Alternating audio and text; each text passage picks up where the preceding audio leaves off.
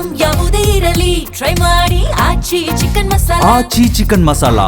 ಭಾರೀ ಬಿರುಗಾಳಿ ಹಾಗೂ ಮಳೆಗೆ ಸಿಲಿಕಾನ್ ಸಿಟಿ ಬೆಂಗಳೂರು ತತ್ತರಿಸಿ ಹೋಗಿದೆ. ರಾತ್ರಿ ಸುರಿದ ಮಳೆಗೆ ರಾಜಧಾನಿಯಲ್ಲಿ ಹತ್ತಾರು ಅವಾಂತರಗಳೇ ಸೃಷ್ಟಿಯಾಗಿದೆ. ಹೀಗಾಗಿ ಭಾರೀ ಬಿರುಗಾಳಿ ಒಂದ್ ಕಡೆ, ಮತ್ತೊಂದ್ ಕಡೆ ಮಳೆಗೆ ಸಿಲಿಕಾನ್ ಸಿಟಿ ಬೆಂಗಳೂರು ಅಕ್ಷರಶಃ ನಲುಗಿ ಹೋಗಿದೆ. ರಾತ್ರಿ ಸುರಿದಂತಹ ಮಳೆಗೆ ರಾಜಧಾನಿಯಲ್ಲಿ ಹತ್ತಾರು ಅವಾಂತರಗಳೇ ಸೃಷ್ಟಿಯಾಗಿದೆ. ಗಾಳಿ ಮಳೆಗೆ ಹತ್ತಾರು ಮರಗಳು ಧರೆಗೆ ಉರುಳಿವೆ, ಕಾರುಗಳು ಜಖಮ್ಮಾಗಿದೆ. ಮಳೆಗೆ ಅಂಡರ್ ಪಾಸ್ ಕಂಪ್ಲೀಟ್ ಆಗಿ ಬಂದ್ ಆಗಿದೆ. ಜೊತೆಗೆ ಕಾರುಗಳಿಗೂ ಕೂಡ ಹಾನಿಯಾಗಿದೆ. ಟ್ರಾಫಿಕ್ ಜಾಮ್ ಉಂಟಾಗಿದೆ. ರಸ್ತೆಗಳು ಜಲಾವೃತವಾಗಿದ್ವು. ಹೀಗಾಗಿ ವಾಹನ ಸವಾರರು ಪರದಾಡುವಂತಹ ಸ್ಥಿತಿ ನಿರ್ಮಾಣವಾಗಿತ್ತು. ಎಲ್ಲಾ ಕಡೆ ಟ್ರಾಫಿಕ್ ಜಾಮ್, ಜೊತೆಗೆ ಎಲ್ಲ ಕಡೆ ರಸ್ತೆಗಳಲ್ಲಿ ನೀರು ನಿಂತಿತ್ತು. ಹೀಗಾಗಿ ವಾಹನ ಸವಾರರು ಪರದಾಡುವಂತಹ ಸ್ಥಿತಿ ಬೆಂಗಳೂರಲ್ಲಿ ನಿರ್ಮಾಣ ಆಗಿತ್ತು. ಅಂದರೆ ಮಳೆಗಾಲ ಬಂತು ಅಂತ ಅಂದರೆ ಈ ರೀತಿಯಾದಂಥ ದೃಶ್ಯಗಳು ಕಾಮನ್ ಆಗಿಬಿಟ್ಟಿದೆ ಬೆಂಗಳೂರಲ್ಲಿ. ಒಂದು ಮಳೆಗಾಲದಿಂದ ಇನ್ನೊಂದು ಮಳೆಗಾಲಕ್ಕೆ 1 ವರ್ಷ ಗ್ಯಾಪ್ ಇರುತ್ತೆ. ಈ ಗ್ಯಾಪ್ನಲ್ಲಿ ಏನೂ ಕೂಡ ಸಂಬಂಧಪಟ್ಟ ಅಧಿಕಾರಿಗಳು ಅಥವಾ ಸರ್ಕಾರ ತಲೆನೇ ಕೆಡಿಸ್ಕೊಳ್ಳೋದಿಲ್ಲ. ಅವರವರ ಕಚ್ಚಾಟದಲ್ಲೇ ಅವರು ಬ್ಯುಸಿಯಾಗಿರ್ತಾರೆ. ಅದು ಯಾವುದೇ ಪಕ್ಷ ಆಗಿರ್ಬೋದು, ಯಾವುದೇ ಪಕ್ಷ ಆಡಳಿತಕ್ಕೆ ಬಂದರೂ ಕೂಡ ಇದೇ ಕತೆ.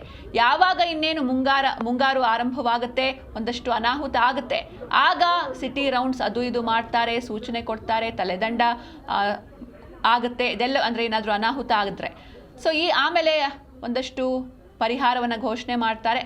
ಅದಾದಮೇಲೆ ಮುಗಿದು ಹೋಯಿತು. ನೆಕ್ಸ್ಟ್ ಮತ್ತೆ ಮಳೆ ಬರುತ್ತೆ, ಅದೇ ರೀತಿ ಘಟನೆಗಳು ರಿಪೀಟ್ ಆಗುತ್ತೆ. ಇದೇ ಬೆಂಗಳೂರಿನ ಕಥೆ ಆಯಿತು. ಸುಮಾರು ವರ್ಷಗಳಿಂದಲೂ ಕೂಡ ಇದೇ ಕಥೆ ಬೆಂಗಳೂರಿನದ್ದು. ಹೀಗಾಗಿ ಒಂದು ಶಾಶ್ವತ ಪರಿಹಾರ ಬೆಂಗಳೂರಿಗೆ ಸಿಗ್ತಾನೇ ಇಲ್ಲ. 1 ವರ್ಷ ಗ್ಯಾಪ್ನಲ್ಲಿ ಯಾರೂ ಕೂಡ ಮುಂದಿನ ವರ್ಷದ ಮಳೆಗಾಲಕ್ಕೆ ಯಾವ ರೀತಿ ಸಿದ್ಧತೆಯನ್ನು ಮಾಡ್ಕೊಳ್ಬೇಕು, ಈ ಹಿಂದೆ ಏನೆಲ್ಲ ಅನಾಹುತ ಆಗಿತ್ತು, ಎಲ್ಲೆಲ್ಲಿ ಕಾನ್ಸಂಟ್ರೇಟ್ ಮಾಡಬೇಕು, ಇದ್ರ ಬಗ್ಗೆ ಯಾರೂ ಕೂಡ ಯೋಚನೆಯನ್ನೇ ಮಾಡೋದಿಲ್ಲ. ಕೇವಲ ನಾವು ಬ್ರ್ಯಾಂಡ್ ಬೆಂಗಳೂರು ಮಾಡ್ತೀವಿ, ಗ್ರೇಟರ್ ಬೆಂಗಳೂರು ಮಾಡ್ತೀವಿ ಅಂತ ಹೇಳ್ತಾರೆ. ಆದರೆ ಇಲ್ಲಿ ಆಗಿರೋದು ಮಾತ್ರ ಇದು ವಾಟರ್ ಬೆಂಗಳೂರು ಅಂತ ಹೇಳ್ಬೋದು. ಮಳೆ ಬಂದರೆ ಎಲ್ಲ ಕಡೆ ಸಿಗೋದು ನಿಮಗೆ ಕೇವಲ ನೀರು ಮಾತ್ರ. ಎಲ್ಲ ಕಡೆ ಕಂಪ್ಲೀಟ್ ಆಗಿ ಜಲಾವೃತ ಆಗಿರುತ್ತೆ ರಸ್ತೆಗಳು.